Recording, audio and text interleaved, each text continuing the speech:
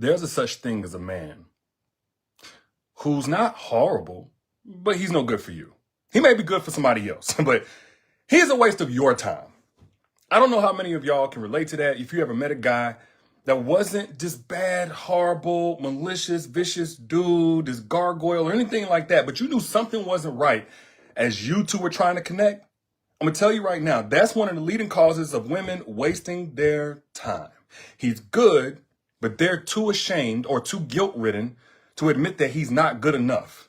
This is why I say, I tell y'all all the time, man, when everybody that you lose ain't a loss. There are some times where you and a man don't work out even. Y'all may have started a relationship and gone years. And then things fall out and he move on to somebody else and he have a successful relationship and it's nothing to be upset about because honestly, she's better for him. Like she may require less of him. She may hold him accountable less. She don't need as much. She don't have as high expectations of him because she ain't got as high expectations of herself. She may tolerate a whole lot more nonsense from him. She may have a lot more patience for him to grow up into the man that he was supposed to be whenever he first got into the relationship. Everybody you lose ain't a loss. This is why I'm not for immediately feeling like because a man leaves or because it doesn't work out that you need to always feel like something just wrong just happened. Wouldn't it be great if all the trash in our life took itself out? I mean, that's what it'd be happening. If all the trash in our life, and sometimes it's not trash because it's inherently horrible or evil, it's just useless. I know that sounds kind of harsh, but that's just the reality. It's useless. There's some things in your life right now that ain't nothing but clutter. People, things, going to your closet, stuff that just don't fit no more. Now think about, let's just go there with it. You got a closet full of clothes that don't fit you no more. Maybe when you were 20 years old, maybe you were 15 years old. But if you got a closet full of clothes that don't fit you no more, what's going to happen? At some point, you're going to run out of space for the clothes that are right for you now. Don't mean you gotten too big or, something you just fat with it. No. It just may not fit you no more. You may got a little bit more curves than what you had at age 15, 12. You might do got some grown woman weight on you, but whatever it is, that's where you at right now, and those clothes are no good for you now. Does that make them bad clothes? No.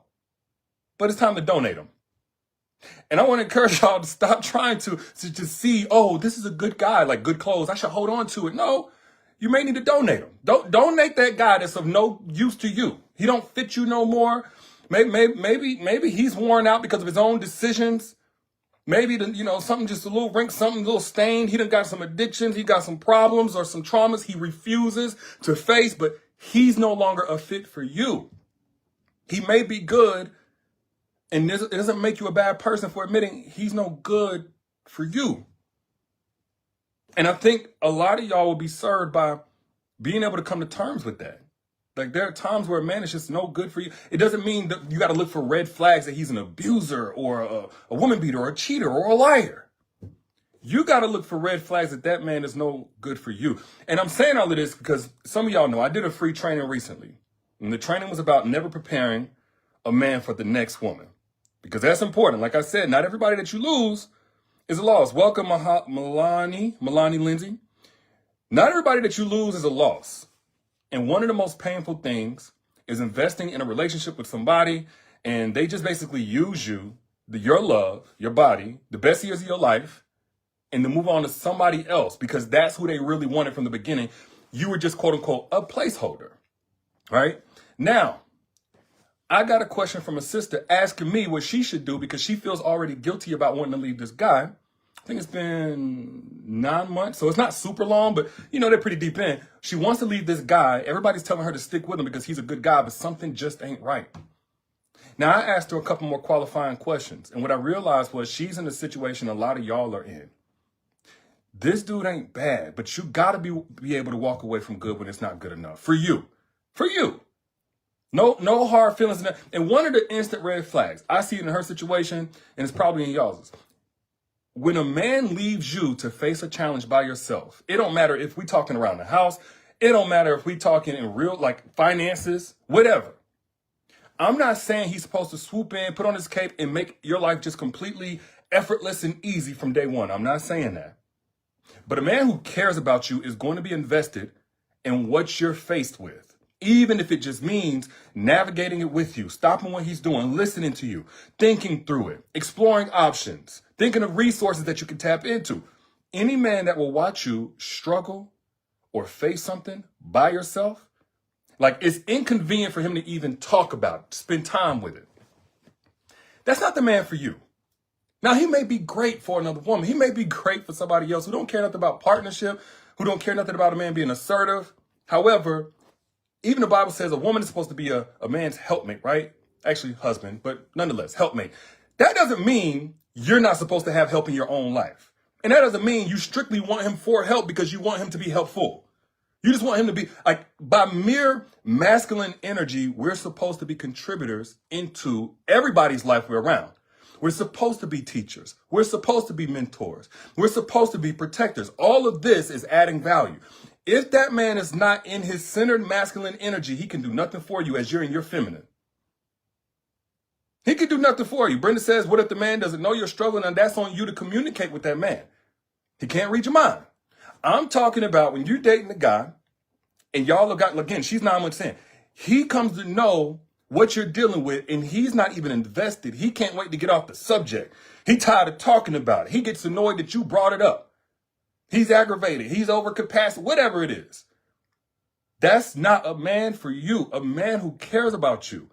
Again, I'm not saying he coming in, you face bills, and he going to come in and throw away his whole check or anything like that. He's going to want to spend time navigating that with you. A man that cares for you is going to want to double your joys and divide your burdens. There's nothing that you got to face alone again once you're in the presence of a man that cares for you, that is for you. Does that make sense? Now, there are some other red flags. I want to make that clear because you got a lot of guys who just twiddle their thumbs, a woman dealing with something, and they honestly just don't care. It's just all about what you do to benefit him. And if that's what you want, that's what you want. But if you want a man who is for you, I'm telling you, avoid those types. Now, another way to know that that man is not for you is if he's offended by your success. If he in any way gets past, and don't think like it's a straight up, oh, I hate that you are successful. If that man is passive aggressive when it comes to things that you've accomplished, things that you're pursuing, new degrees, new businesses you want to start, et cetera, et cetera. If that man gets passive aggressive, has little digs, invalidates you on any level, little jokes whenever you receive recognition for something, that man is threatened by your elevation. He's threatened by your full potential. He's threatened by your full potential. You achieve a milestone or anything like that, and if his energy gets combative, hostile, confrontational, anything other than applauding you, being your cheerleader, supporting you, which he should do even for his male friends, his mom, his sisters, if he's really for other people elevating. But if he doesn't have that energy for you, that's not the man for you. I remember, actually, I kind of wanted to talk about this, but Nick Cannon, and I love Nick Cannon, but you know, his takes are very interesting. He was talking about why he essentially fumbled Mariah Carey, and it was because she's so elevated. And at the time they were dating, I think he was 27 and she was a little older, but she was so accomplished. He just felt like he was second tier, and it just didn't have a good impact on him. I'm not gonna put too many words in his mouth or anything, but it didn't have the best impact on him. It was tough for him. And you know what? I said, you know what, Nick, that don't make you a bad guy, but you did the right thing. You definitely were not for Mariah Carey because there was nothing in you that said, how can I be a part of her going even higher? How can I support this? He was overcome with certain feelings that were negative, that were challenging, and therefore they couldn't even make it in a relationship. If the man that you're dealing with sees you glowing up, excelling, pursuing the next version of yourself, and he's confrontational, he pokes holes of doubt, again, he gets passive aggressive, he downplays your ideas, maybe because he feels like he knows so much more. That man is hostile to your elevation. You're never going to be able to have the momentum in your life that you should have if you attach that kind of dead weight of his insecurities, of his unmanaged emotions, of his inferiority complex, whatever it is. If you attach that dead weight to you, you'll never go as high as you possibly could. Now, Brenda, you said, what if a man is a multi-millionaire? Is he supposed to just come in? No. I'm talking about a man that cares about you and what he'll do to help. His heart posture will be to make sure you're good, and not just good, that you're doing better than what you would be without his assistance. Doesn't mean he got to come in and ball out on you and everything else. I'm not saying that, because even a multimillionaire man needs to know also that you want him for more than his money. But if he's a multimillionaire and his heart is actually for you, he actually wants you, even mentally or in his time, he's going to want to help you. He should be willing to teach you something, show you something, talk you through it, whatever it is. It may not be money. I'm talking about men who are apathetic to the struggles of their woman. This is the same type of guy that'll sit there on the couch, his feet propped up, and he see you get in from work, tired, your feet hurt, your head hurt, your thoughts are clouded, cluttered, you all over the place, you overthinking, you ain't been resting well, and still let you burn yourself out making him a meal, cleaning up the house, and not lift a finger to help. That's what I'm talking about. I'm talking about a man that'll sit there and watch you deal with stuff alone. He has no protective instinct. He's not in his masculine energy. That's what I'm talking about. That's the standard we got to now assert. Like, hold on, this man ain't for you. Now, if you come to that man and say you don't have anything financial that you need from him, but you have some stuff on your mind, on your heart, you're hurting right now, you're troubled right now, you're grieving right now, or maybe you got a problem with him, and he deflects from all emotional labor with logistics, that man is not for you. Let me kind of break that down. You come to him and you say, hey, look, I got a concern with how you're doing this. It's got me feeling a certain way that we don't spend enough time, or got me feeling a certain way, how you talk, how we talk. And he deflects to, well, the bills got to get paid, the house got to get run like this, and the schedule is this, and the household is, man, look, task, look, anything logistical, because now the logistics of his business that he got to run, the work that he's got to do, the schedule that you guys have, all of that is valid. But he's using something valid to invalidate you. And the two don't have to happen like that. The logistical things, they got to get taken care of. You ever had a guy to try to logic his way out of empathy for you? Well, I'm just using facts. I'm just using logics. But he's really using that as a scapegoat because it's too uncomfortable, only uncomfortable because he doesn't see you as worth his effort to sit where you are and let you know that you're not alone, to reassure you. To not jump to solution right now, or what he thinks the facts of the matter are, or why you shouldn't feel that way, or why you're wrong for the conclusion that you've drawn, but just sit with you and let you know, hey, you're not alone. Even on an emotional level. Of course, physically, you're not alone. You don't have that question. But emotionally, mentally, you got me. I'm here. I ain't going nowhere. You see, again, we're not talking about a guy who is horrible. We're talking about a guy who is horrible for you. He may be good for another woman. He may be just fine for a woman who probably don't care about him or whatever. It really ain't none of your business at that point. But if he can't hold space for you outside of logistics, and that's good that he wants to be solution oriented and thinking of facts or whatever. But if he can't create space for you, even if you bring that to his attention, that's something that you need, that's something that makes you feel protected, that's something that makes you feel like you got a partner in this, that man just ain't right for you. And you see, the man that's not right for you and the man that has bad intentions for you, they'll both waste years of your life. They'll both leave you with regrets that you even entertained them. Can I keep it real with y'all? They'll both have you hurt, traumatized. Again, time is something you cannot get back. Time is something you can let a man waste your money. You'll get that back. You cannot get your time back. And be very mindful about men who use strategic helplessness. They have the ability to manage complex tasks in every aspect of their life. But the moment that you bring up emotional intelligence, again, empathy, consideration, things that you need like that, all of a sudden, it feels like you're pulling teeth. It feels like you're twisting his arm to get him to meet you halfway. You see, he act like you speaking a whole nother language. If he uses strategic helplessness, you got a problem. One second, guys. Hold on.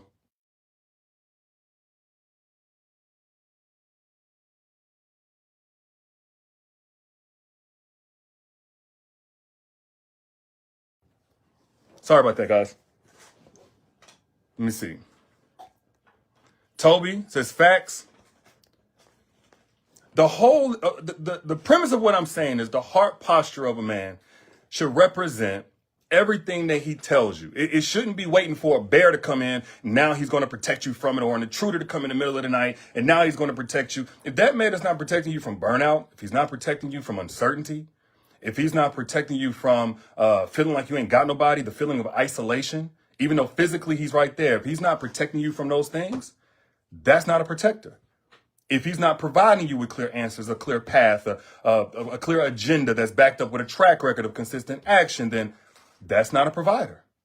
You know, I asked the question yesterday on my Facebook, like, okay, if a man only pays half the bills, you pay the other half, who's the provider? And a lot of y'all said, well, we're both the provider. And that's fair. But what I was really looking for is for you guys to understand that a provider goes beyond so much more than just what he spends out of his pocket. At least for you, if you want more than that. You see, if you're a gold digger and what that man pays out, that's fine. You know, whatever he spends, that's good. You're good. That's the only bank account you need him to have. But you have some men who are financially wealthy and spiritually poor. And if he's a spiritually poor man and you're looking for a man that can invest in you and grow you and help you and be with you, then you eventually gonna go bankrupt.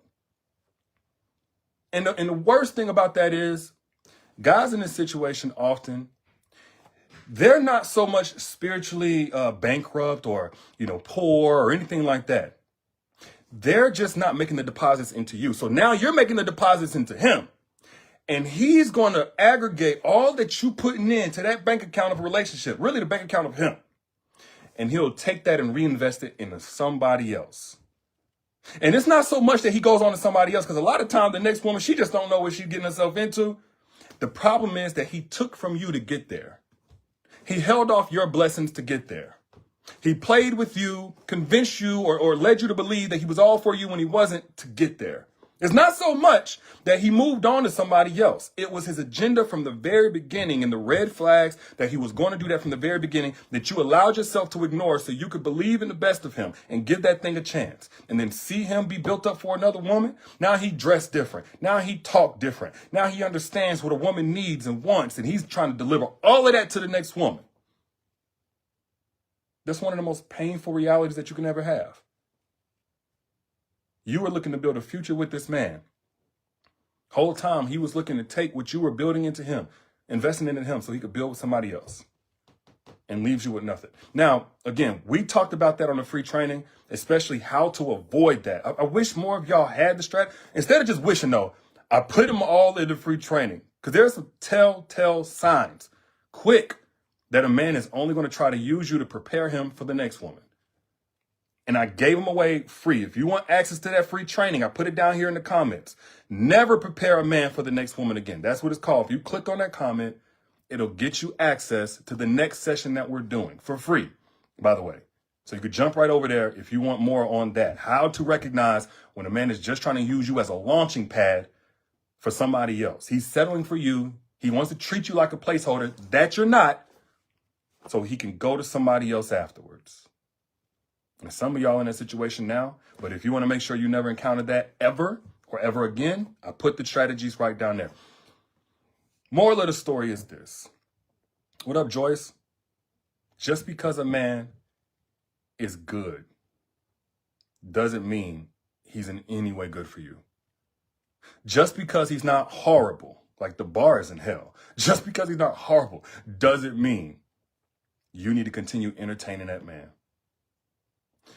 As a woman, if you ask God for the best, if you got it in your mind, you conceptualize the absolute best, you got to be willing to walk away from just okay.